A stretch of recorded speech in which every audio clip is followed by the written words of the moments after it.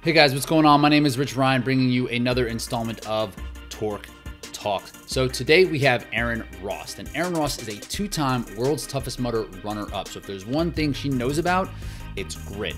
And what she does better than anyone I've ever met is facilitating mental toughness into her day-to-day. And it's one thing that she credits a lot of her success to, and finding these ways to really work in mental toughness preparation into whatever circumstances she finds around herself. So we bring that to you today. Erin's top tips about how to be mentally tough in your day-to-day so that you can have better performances come race day. So I'm real excited to bring this to you. If you like this video, hit the like button, hit subscribe so you can get all the newest installments of TORC Talks as we progress through the season. So here we go, Erin Rost.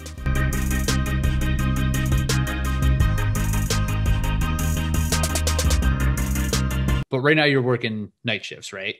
Yeah.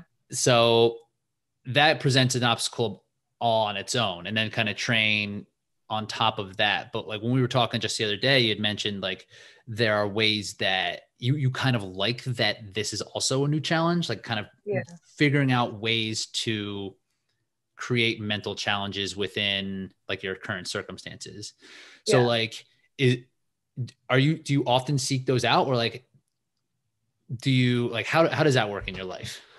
Yeah, no, that's an awesome question. Cause it's like right now I work 3 12-hour shifts, 3 to 4. We kind of do mandatory overtime now. I'm a labor and delivery nurse. So sometimes we have to work more. There's more babies. And the corona babies are a real thing. So, are they going to call them Generation C? I've heard that's going to be a thing. I don't know yet. Generation C babies. Yeah. So yeah, I started night shift about 6 months ago, and it definitely has presented a new challenge. And at first I was struggling a lot, and I guess I struggle on and off, but then I tried to change my mindset and reframe this whole experience into thinking like, well, this is actually going to help me come World's Toughest Mudder, because nighttime is when people tend to struggle, and I know how to train and do things at night. And I've tried to like take it as, okay, well, this is like an opportunity I'm being given. And like, you can either choose to see it as, oh my God, I'm never gonna be able to do this, or like, okay, how can I make this work and still train at a high level, because it is possible. And so that's what I've tried to see this experience as now. And it's definitely been a challenge, but now I'm like, okay, after a couple of 12-hour shifts, like I try to do some kind of workout. It may not be the best workout of the week, but I try to do something, because mentally I'm like, okay, like I know that after 4 12-hour shifts, I can do a 50K and finish it.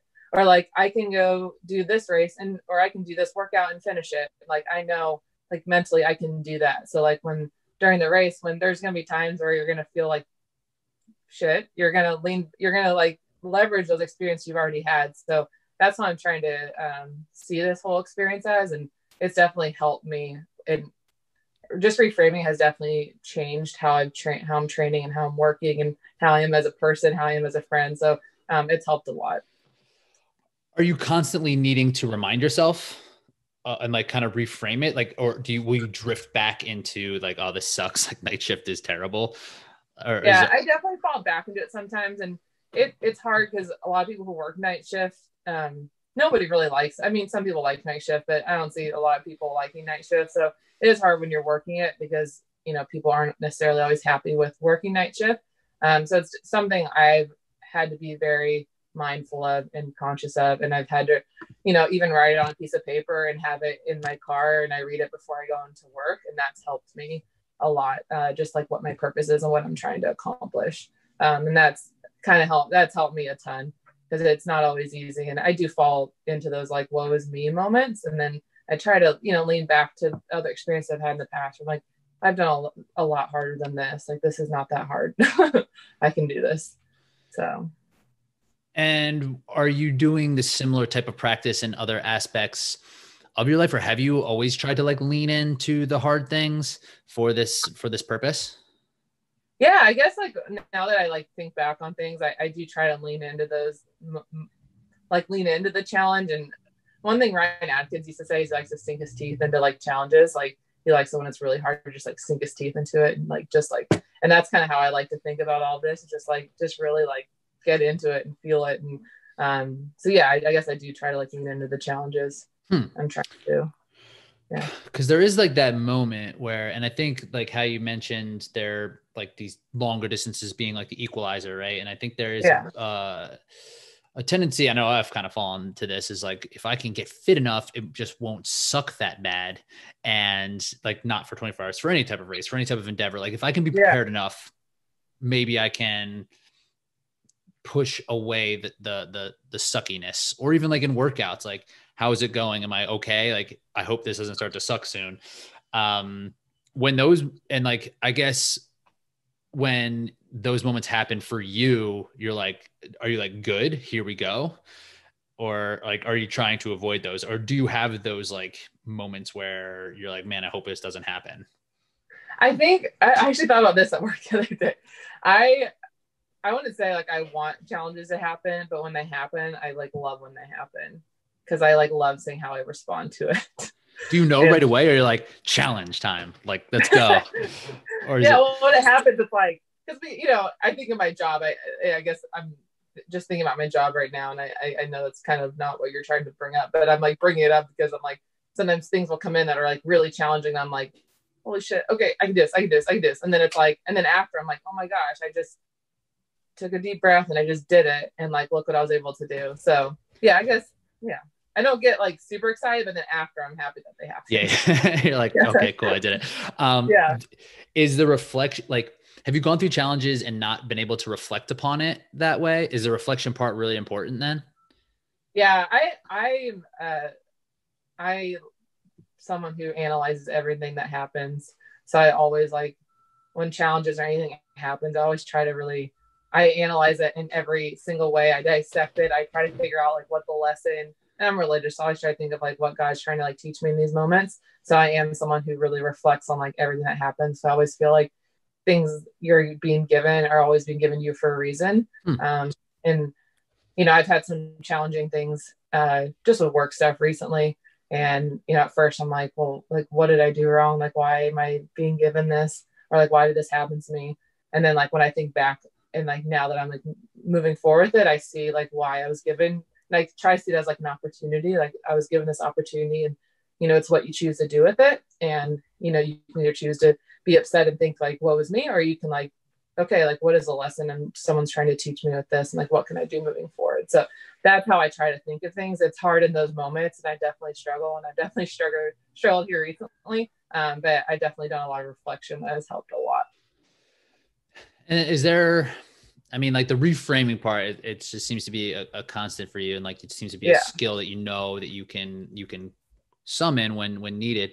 When you organize that type of reflection, is it just in your head, or is there a process to that as well? It's a process, and I'm really lucky. I have people in my life who kind of get me at this point and understand. Sometimes when bad things happen, I was like, I just have to like go through it. And that's what I say. Like, I just need to ride the low. Like I just need to like let myself go through it, like let myself be emotional. And then once it's over, I can move on.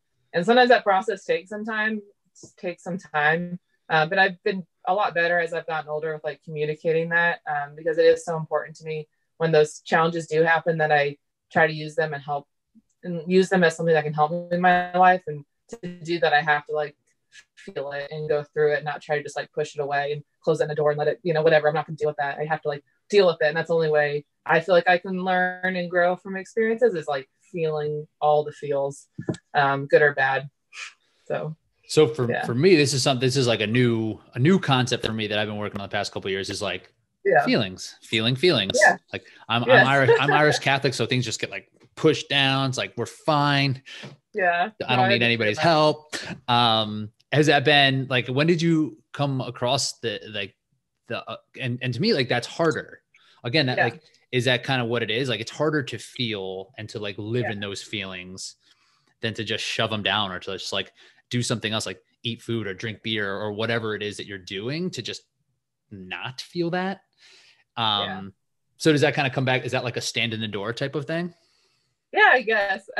I think that when I think back to when I started doing it for myself, it was like, I remember I had just a really bad breakup, and I used to advise people, always come to me for advice. Like, what do I need to do? And, so many people bounce, like when a bad breakup happens, they try to bounce the next thing. Like, no, you need to like go through it, like feel this. So you don't like, so you don't just fall into the same trap, you know, like allow yourself to go through this. And the first time I really had to do that was this breakup I had.